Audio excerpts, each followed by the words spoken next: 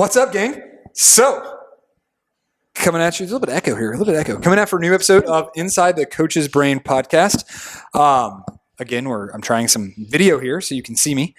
Still don't know if we should look here or look there, but we'll play around with it, have some fun. If you're watching video, you can see I have a new special guest. Say hi. Hi. Yeah, first time on the podcast. We'll get rolling through here. In the new space here, it's a little echoey coming through my ears. I don't know if that's going to show up on the recording or not, but we'll play around with that in post and we'll roll with it. Make sure it goes. Cool. So, guys, with me today, I have Ashley. Ashley, say hi. Hi. What's up, guys? So, talking a little bit ahead of time, doing our pre-interview, which Right. it's not really an interview. It's like, basically, have you ever done a podcast before is the question. What was your answer? No, I have not. Never done a podcast. Never. So I sprung this on her, we'll call it this morning. Yes. At 8 o'clock this morning. Slightly nervous about it, which is good. Yeah. And then it's like, hey, we're also going to film it. And then real panic set in. Yes. And I was like, listen, here's the reality. No one listens or watches these things. So you have nothing to worry about. All it is just talking to me with some headphones on. It's kind of silly, really. Awesome. Love it. Yeah. Okay. I'd like to say, out of our 6 listeners, like 3 of them are my family, but my family doesn't actually listen to this. Love it. So if your family listens to it, they'd be the ones. Okay. Probably not. Always good to know on the podcast, if you offend anyone or say anything bad about anyone in particular, they're not listening. Okay.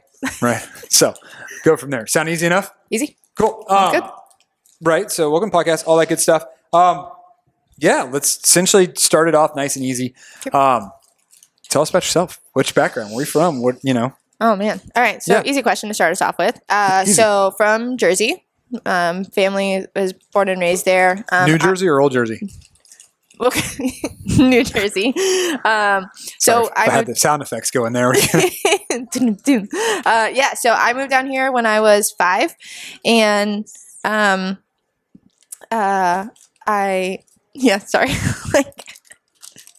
Okay, I have a kid. So opening up some chips real quick. All right. So moved down here when I was 5. So I guess you can say I'm from Florida, right? But can you? Yeah, I don't know. People always tell me, they're like, how long have you lived here? And I'm like, well, I've been here since I was 5. And they're like, then you're from here. I'm like, I mean, technically, I guess. I don't know. What would you say? No, you're not from here.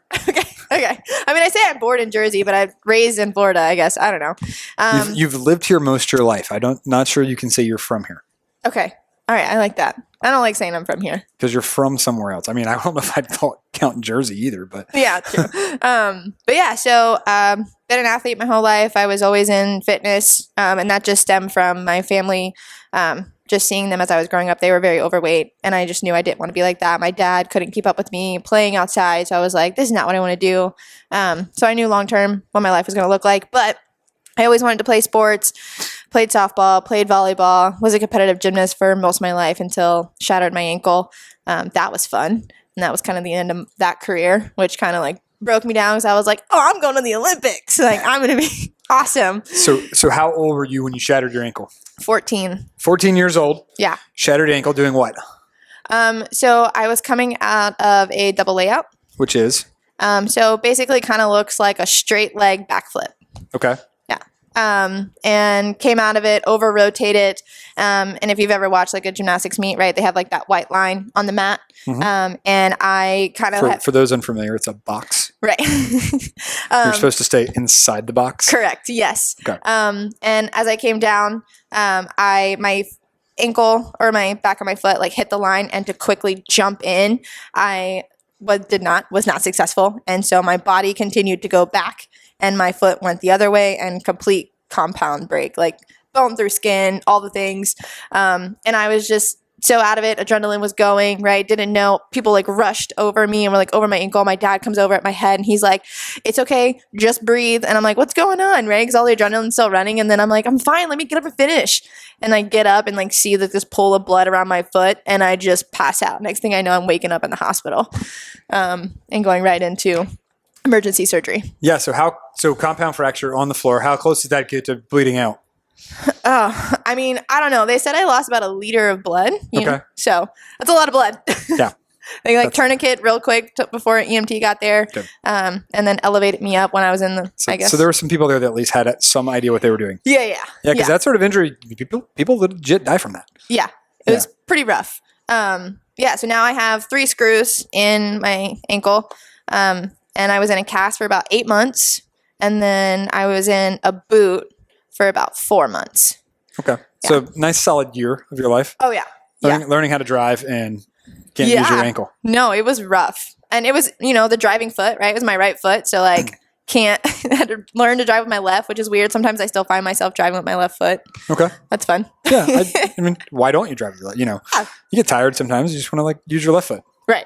Makes sense. So that ended my long-term career of like hopes of that, and that's how I got into volleyball and softball.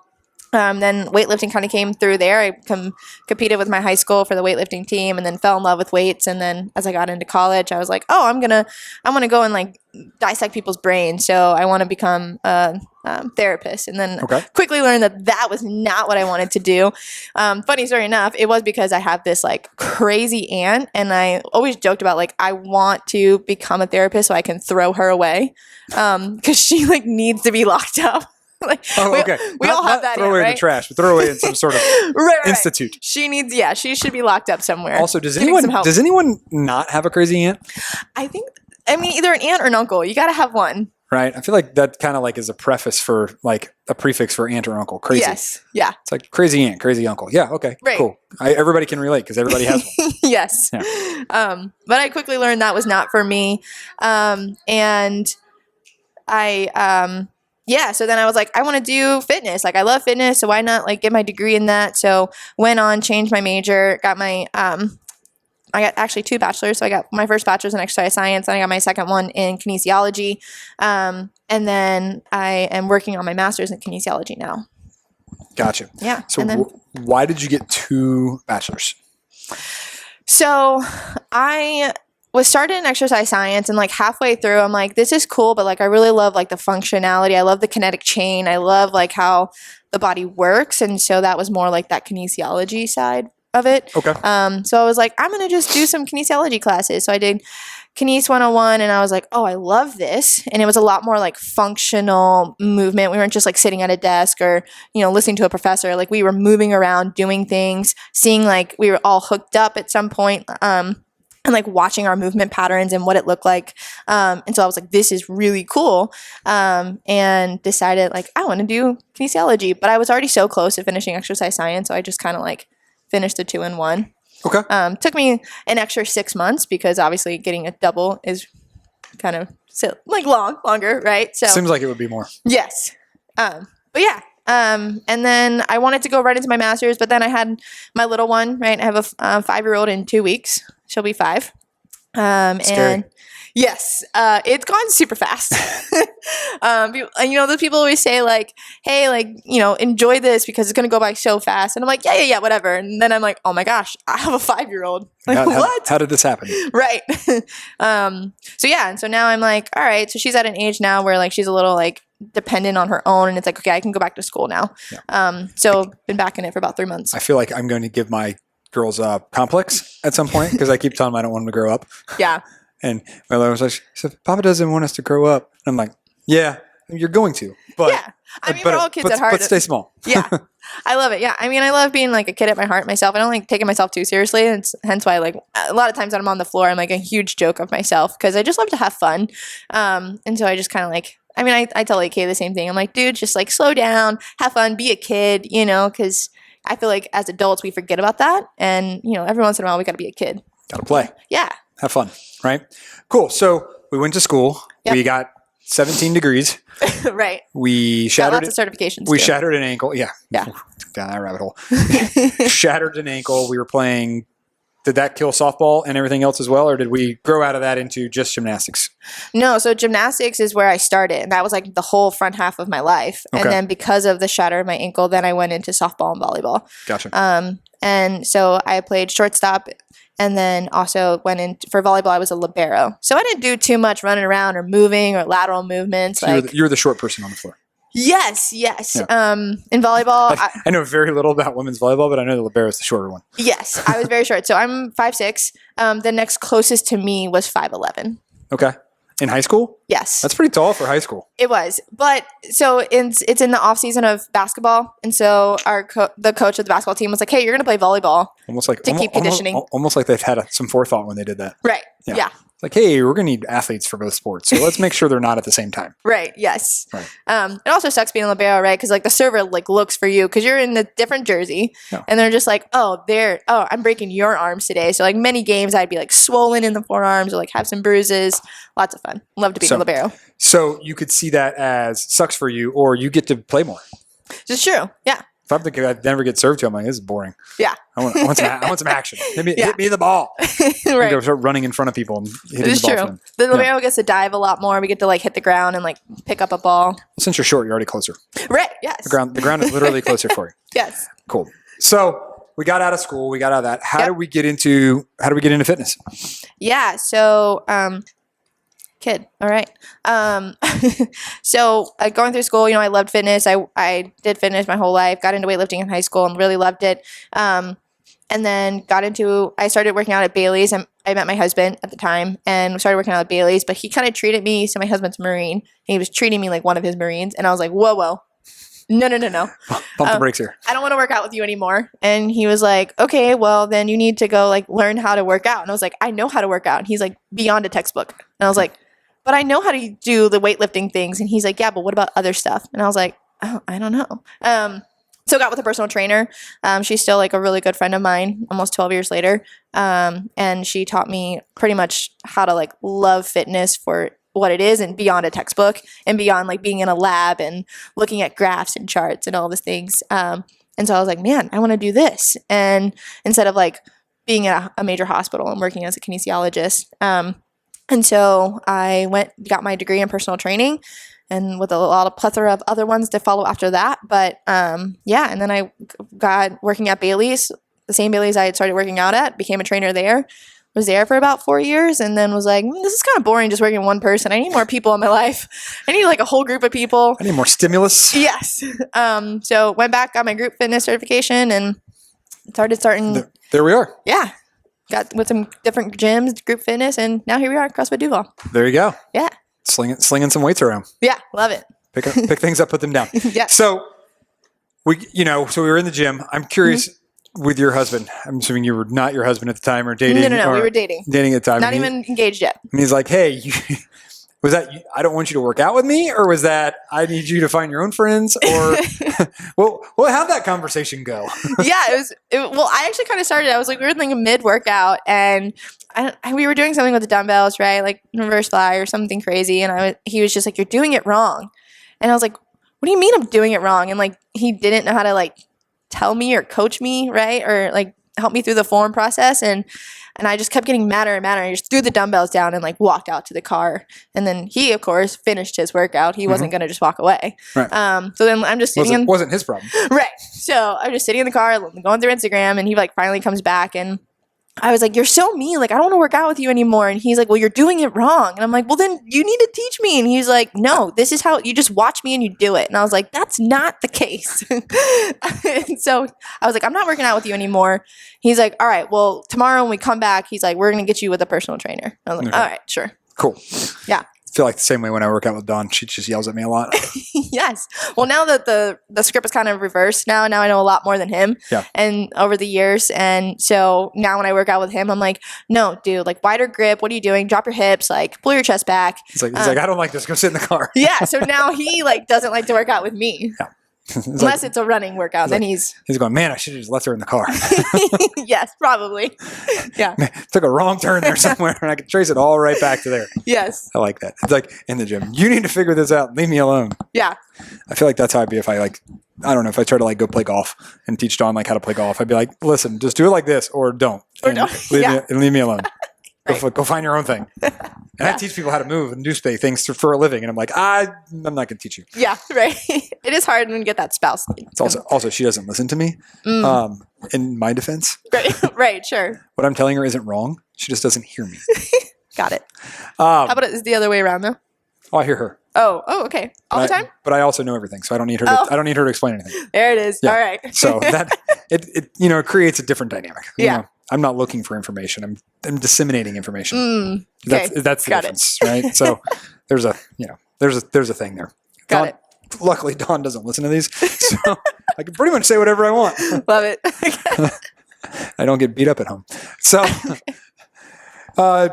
interrupt the broadcast to domestic violence is not a laughing matter. If you need help, please Yes. find a website that can help you with that. Absolutely. www.letmyspousestophittingme.com. Right. Right. We're joking about it, but it's not funny. Yeah. Not at all. Maybe. Depends on how you're taking it. So we got into fitness. We went and found a trainer. We started going. We're down the rabbit hole now. Yeah. Doing the CrossFit thing.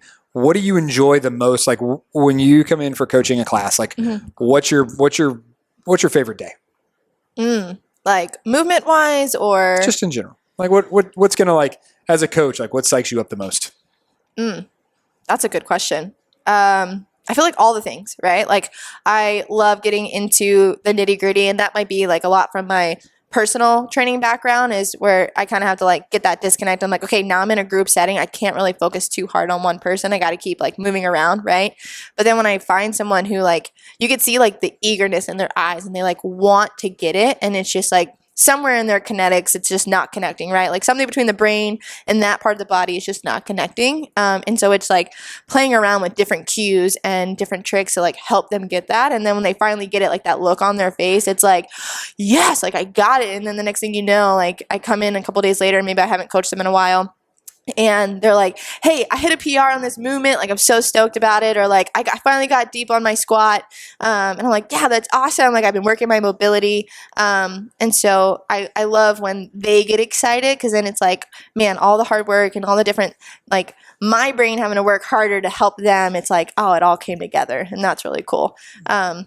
And then I just love having fun. Like, I love being on the floor. And there's like a, kind of like today we had like an AMRAP, right? And so it's like, okay, now it's just quick tips if like, quick hits if they need like help with like, quick form fixes. But then it's like, all right, how do I get these people pumped for 12 minutes? Like, these 3 movements are going to suck. There's a lot going on. And they just got to keep doing the same 3 sucky movements. And it's like, okay. Whoa. Well, fitness. Those movements never did anything to you. But it's like, it gets tough. And so you're like, all right, you just got to grind it out, cheer them on, push them through it. And, I have a lot of fun with that, and just like being really loud and pushing and helping them. Awesome. Yeah. Cool. So I like that. Dig deep here. Yeah. So what would be one thing people don't know about you? Whether people in general or people in the gym. Yeah, that's tough. I've become like an open book as I get older. And you kind of have to be. Yeah. Right. And like in part of like doing this and doing this world, it's like in gym, you do become a very open book. It's like, yeah, nothing's really out of bounds. It's like, you just go. Yeah. So it's like, and I also, to go back to the last question, kind of put them two together, is like, I love getting to know the people as like a person, and not just like, okay, just as your movements and your ability to do fitness. Like, I love getting to know you. Like, how'd you guys have fun this past weekend at Disney? Or, how was that wedding that you went to? Like, I love getting personal with people. And so as me being like an open book, it's hard to like kind of be like, what don't they know? But I mean, it gets very deep and kind of, I'm going to get dark for a second, but so I was raised by a single father, and he was another road trucker. And then so some of my life I was raised by my grandparents as well. But it was because I come from, my mom was very abusive and abused me and was on a lot of drugs. And I was sexually molested by one of her boyfriends, which later in life became a really hard process to when I grew into a womanhood, right? Is like, they told me like, hey, you're never going to have kids because there's just too much scar tissue and it's just not possible for you. And I was like, whoa, that's rough. And so for me, like once, me and Will were like, we're going to do life together. That was a really hard conversation to have too. It's like, hey, I love you and I want to do life with you, but like, I can't have a family with you. Like, I can't provide that. And so that was really tough.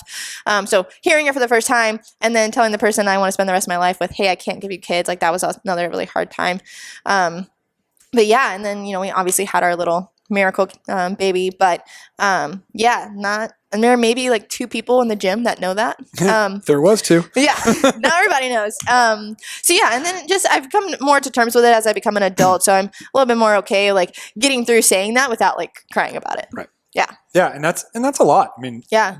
there's no way that's a lot, Mm-hmm. right? And sharing sometimes is helpful. Yes. Yes. Right? Gets it out there, get off chest, and like, yeah, that's people don't know that stuff, and that's new information. Yeah. And and this is a scary place to put it. For sure. Right? For sure.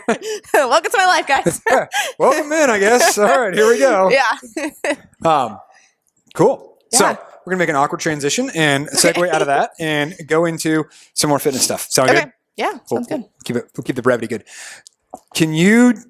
This is kind of a critical thinking question for the future. Okay. What do you think the top 3 things? We'll go to the top 3 list. Top 3 things you see as the biggest obstacles, hurdles, give or take, for clients you coach or people in general. You can generalize here if you'd like. That get in the way of them achieving their goals. Mobility. Mobility. Yes, that's Okay. probably like the biggest, and it's one thing that nobody ever wants to work on. It's boring, and you have to like make the time for it, right? But it's like the difference in how deep your squat can go. Can I pull my shoulders back, right? Can I fully get that rotation for my snatch? Can I do an overhead squat without coming into my toes or feeling like I'm falling forward, right? So I mean, yeah, and it's just about like working your weaknesses. And I would. This is just my opinion, right? But like, I feel like 80 to 90% of people have mobility issues and don't work on them. And it's like if you just spent like a couple minutes right before class, right? If you get to class early, maybe do a couple stretches here and there, do some mobility movements, and it might be the difference in your back squat, or it might be the difference in that overhead. Maybe we still can't go heavy, but at least we could stay in our feet, right? We could stay whole foot. Yeah. So mobility, hips and ankles and shoulders. yes, do them all. Let's see, and then, all right. So we got mobility. It's hard when you give them like 3. Yeah. Come up with 3. Go Yeah. with no warning. I think dedication and seasons of life. Okay. Because throughout the year, there's different seasons of your life, right? Like you get through the holidays and it's hard to stay dedicated in the holidays to like, whether it be nutrition or it be just like getting in here and working around all the things that are going on during the holidays, right? All the different events you got to go to, the kids things, all the parties, whatever. And it's hard to like stay like, okay, in the focus of like, you still got to like take care of you. Instead of all the things, in the summer, it's like, got vacation this, and it's like, great, go on vacation. But, maybe while you're just chilling on the beach, maybe do some squats, maybe do some sit-ups, right? And so we get in that mindset of like, oh, I'm on vacation, or, oh, I'm doing all these things, so I'll get to it when I can. And it's like, no, but you have goals, and those goals don't change just because of the season of life. Right. So I think that also is a struggle for people, is like staying, centered into like what their year goal is or whatever they want to focus on. And then let's see, a third one. I think it kind of ties in, but like making excuses, right? I feel like we struggle as adults, or just as people in general, to just make an excuse for everything, whether we're like physically in the gym or outside the gym. It's like, I can't do this because of this. It's like, okay, that's your excuse. Let's work on, you can do this. We just got to do it this way, maybe for a little while. And it's like people most of the time aren't willing to work on something, and they just rather make an excuse for it. Correct. Yeah. So I get that. So we'll go with top 3. We're going to go mobility. Yeah. If you can't get there, it's hard to get there. Right. Right. Second one, what we go with? We went with consistency. Yeah. Right. Staying consistent over time and years and everything else. And then finally, it's kind of like wrap that one in a bow. We'll call that personal accountability. Yeah. That's right? good. Yeah. Because people like to blame everybody but themselves. Yeah. When the reality is it's probably their fault. Right. Right. I love when they blame me as the coach. I'm like, oh, this is great. Okay.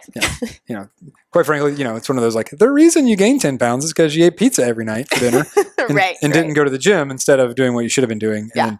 And chances are you're not only, we'll call it fibbing because it's a nicer word than lying your ear off, right? Right. We'll call it fibbing that to your coach, your trainer, like, hey, for whatever reasons you haven't been in the gym, and or you're fibbing to yourself. Yeah. And saying, I'm eating good. Are you though? But are you? Because it's pretty easy to see when you're not because Yes. the numbers add up and they typically go up, not down. Yeah. Right. Absolutely. So note to self, make the numbers go down, not up. Right. If you're unhappy with the numbers on the scale, chances are you want them to go down. It's science. Yeah. Cool. Anything else? No. Anything else you think people should know? Not off the top of my head. No. Perfect. Not I think it's good. Yeah. Sweet. Yeah, guys, don't forget to, if you're still listening, don't forget to like, subscribe, follow, share, tell your friends. We're trying to get over that 7 follower mark on this podcast. So Nice. here's hoping. Until then, we'll catch you guys next time. Yeah. Peace. See you soon.